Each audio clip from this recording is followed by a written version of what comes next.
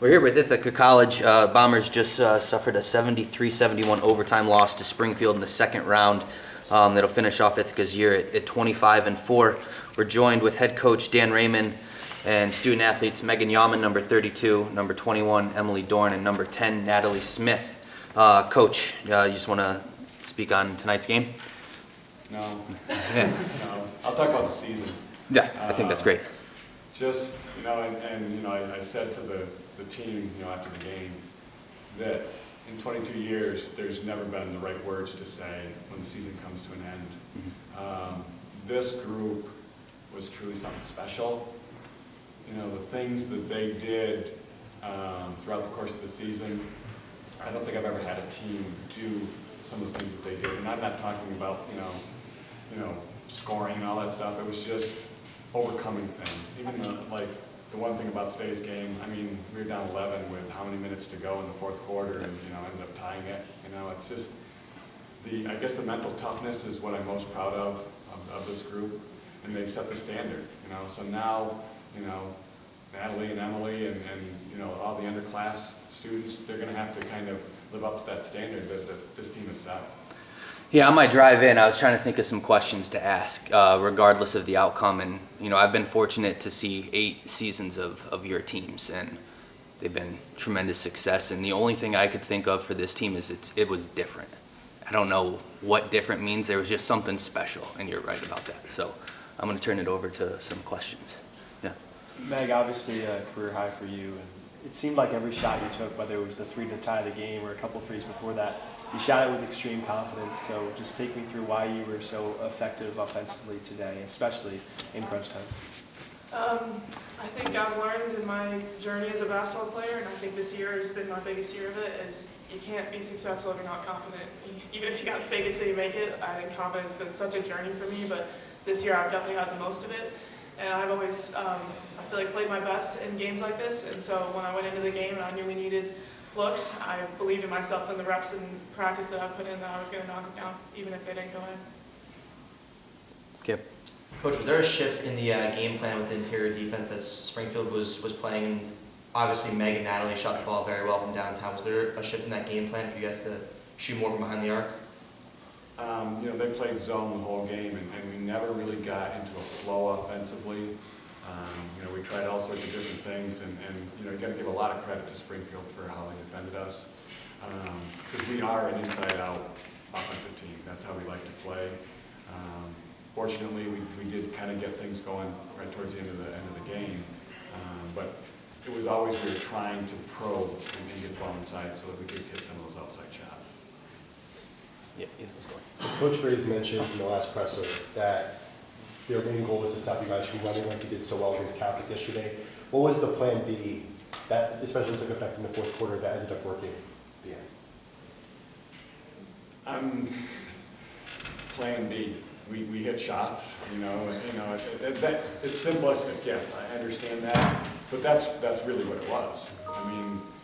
Some of the shots that we made toward the end of the game were the same shots that we got earlier in the game, and we just weren't able to connect on those on a consistent basis. As far as them being able to control our running game, it had to start with us getting stops on defense, and we just never really got in a consistent string of getting stops that we needed to on the defensive end to get our running game in high gear. Natalie, 3 3-pointers tonight. You had one last night, a pretty big one as well. You look like zone coverage may be your new best friend. If you're able to expand that 3-pointer, how dangerous do you see yourself becoming in upcoming years in Liberty League? I practice shooting 3-pointers, and I trust that my teammates are going to pass me when I'm open. So, I'm going to do what my teammates need me to do. Tonight it was hitting a couple threes to keep us in the game, but the reality is that I think all of us can shoot from behind the arc. So if that's what my team needs in me in the future, that's what I'll do for us. But I have confidence in all of us from behind the arc. Natalie and Emily, can you talk a little bit about what it's meant to play with this group of seniors and these grad students, and just what they've meant to you as players, as leaders, because this is going to be your team next year? You can clearly see from my emotion how special it's been. I've played with her for my entire career, and Grace and Kelly, it was amazing to have them back this year. And same with all the seniors, Brady adding to us this year, like, it's just a really special group. We all stay together, whether we're down by 5, down by 10, or even leading. On and off the court, it's just a very special group that I'll never forget, and I know in the future we'll all still be in contact because we're such a special family, but it's been very special, so it's definitely going to be a change next year. Love is a word that's often thrown around, but Jay, I thought Matt was going to speak. oh, I'm sorry. It's all good. I mean, Em worded that phenomenally, but yeah, it's just been like a fantastic experience. I think team-wide we're all going to remember this year for like the rest of our lives. I mean, Coach mentioned it, but we've built so much mental toughness on this team. They truly are my best friends, and it's, you know, it's one of those things. It's really sad that the season's over, but we've had so many great memories throughout the past few years, and I think this year was something so special that we're, you know, it's going to make us better for it. All right, before my colleagues jump down my throat. Love is often a word that's tossed around in today's world, but you see today, especially with this group, love is something that is really a factor that we've seen throughout the entirety of the season. I remember a piece from the Ithaca that came out early in the season about how this team, there's groups that live together and they, you know, just outside the court, you know, this is a group that is really so strong. Coach, I pose this question to you. How was it coaching a team that was so coherent, so bonded, so gelled together? Did it make it easier for you as a coach? Did it make it, what about it as a coach did that mean to you? I mean, the thing is, you know, like Justin had mentioned, that this season was just different. This team is just different. And I don't know if it's ever easy to coach a team, especially with 21 young women, together. But they did a phenomenal job of handling any type of issues, you know, because let's face it, it's not ever going to be a straight rise to the top of where we got to and stuff like that. This group handled so many of those things on their own that never even got to my office. So that's one of the things that I really commend this group for doing. So if you want to call it love, go for it.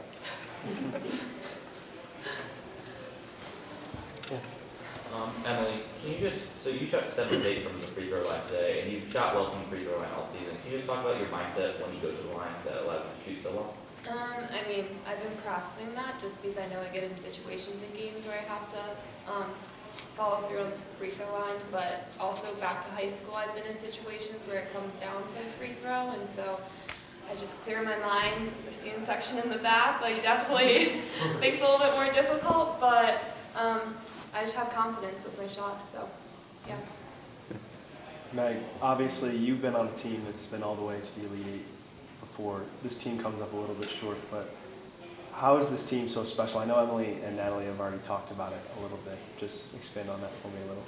Yeah, I think we were special in a different way, and I think that for every single year and team that I've been a part of that's been able to go to the NCAA tournament.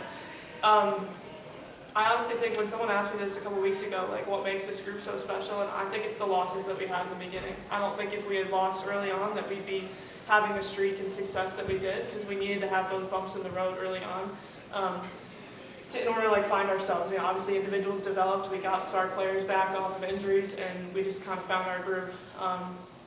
Do I think we were special enough to go farther than we did? 100%, but it's March Madness, it's how things work.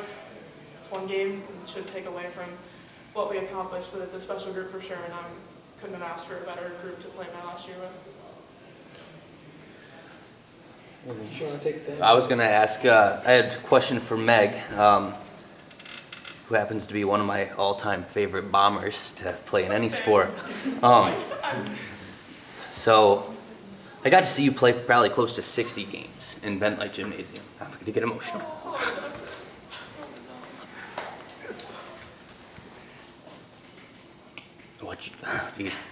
What's your favorite memory? I think that game is pretty up there, I would say, from a personal standpoint.